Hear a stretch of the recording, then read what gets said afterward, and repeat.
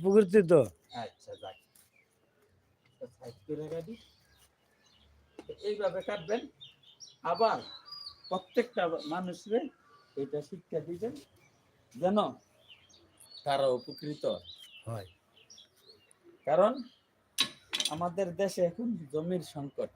সংকট। তা আমরা যদি যেহেতু জমির সংকট হইতেছে সামনে, যেন আমরা এই সংকটটা না হয় সেই জন্য আমাদের এইভাবে নতুন পদ্ধতিতে কাজ করতে হবে। কাজ করতে হইবে, নতুন পদ্ধতিতে এই জমিতে চাষ করতে হইবে।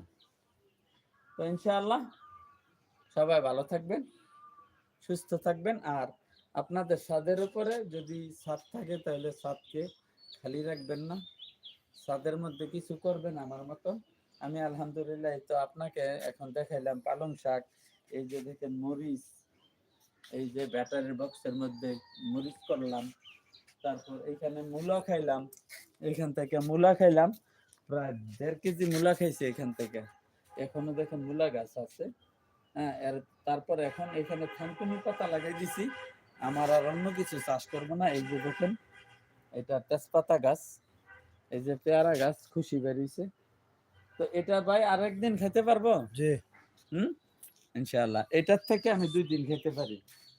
আমি এটার থেকে কাটছি, এরশাদ ভাইকে দিছি, দিছি 2 বেলা খাইছে, আমি 2 বেলা খাইতে পারছি। এখানে আবার 2 বেলা ইনশাআল্লাহ খেতে পারবো, আরো 1 বেলা।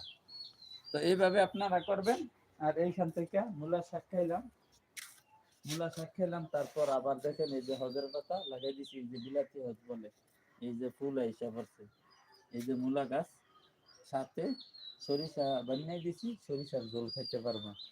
ঠিক এমনি করে আসেন, এদিকে আসেন, দেখেন যখন আপনারা লাল শাক করবেন, দেশি লাল শাকটা করার চেষ্টা করবেন।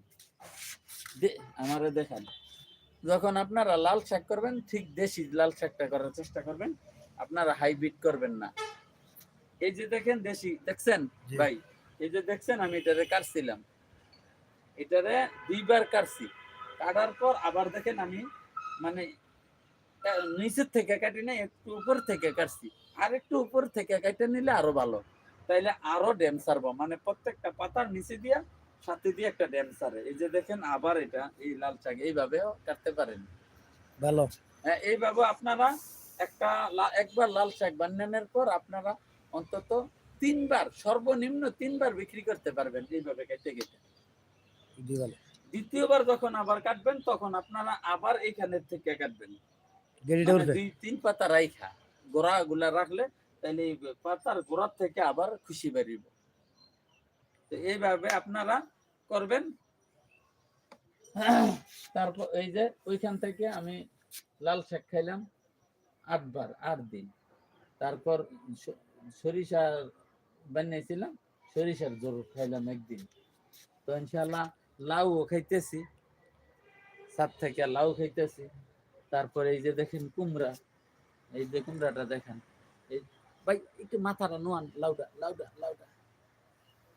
হ্যাঁ, এই যে লাউ ধরে রয়েছে, এই যে দেখেন আপনারা কুমড়া, মিষ্টি কুমড়া। তো এইভাবে ইনশাআল্লাহ আপনারা খাবেন, এইভাবে ইনশাআল্লাহ আপনারা ছাদের মধ্যে করবেন। যদি আপনারা উপকৃত হন তাহলে আমার চ্যানেলটা সাবস্ক্রাইব করবেন, বেল আইকনটা বাজাবেন, আর আপনারাও আরেকজনকে শিক্ষা দিবেন। এটা আমার কথা হলো প্র্যাকটিক্যালি আমি আপনাদেরকে দেখাইছি।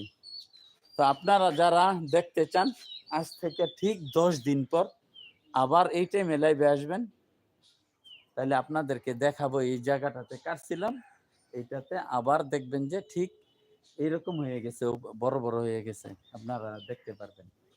তা আজকে এটা কাটছি, কালকে আর ওইটা কাটবো না, হয়তো রবিবার অথবা সোমবারে আমি এটা কাটবো, সোমবারের দিকে এটা কাটবো, যেন আরেকটু বড় হয়।